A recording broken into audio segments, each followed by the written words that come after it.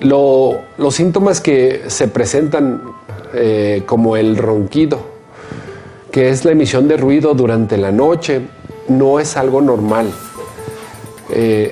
Tenemos que valorarlo. Entonces el ronquido es algo que debemos de parar oreja para poder acudir a una consulta y ver que no sea una enfermedad, que después nos lleve a otra enfermedad más grave.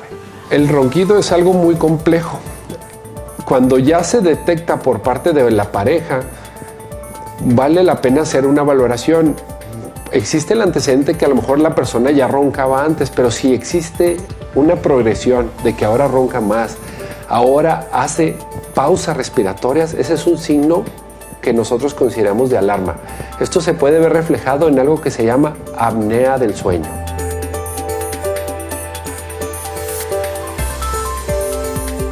La apnea del sueño es una pausa para respirar que condiciona cambios metabólicos y fisiológicos en el cuerpo que conllevan a situaciones catastróficas. Es algo lento y progresivo, está considerada como una enfermedad crónica y que puede llegar a dañar la circulación del organismo, principalmente la circulación cerebral.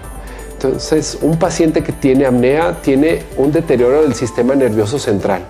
¿Qué significa esto? Mis funciones del cerebro dejan de llevarse a cabo y pueden ser desde las más sencillas hasta las más complicadas y llegar incluso a un paro respiratorio.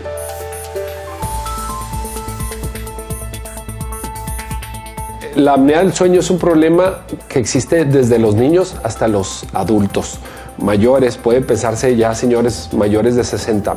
Entonces, no por la edad tenemos que pensar que no tenemos este problema. Pues, si existe una observación de que el paciente está roncando demasiado y hace aparentemente obstrucción para respirar nocturno, es importante la valoración y puede ser desde niños hasta adultos.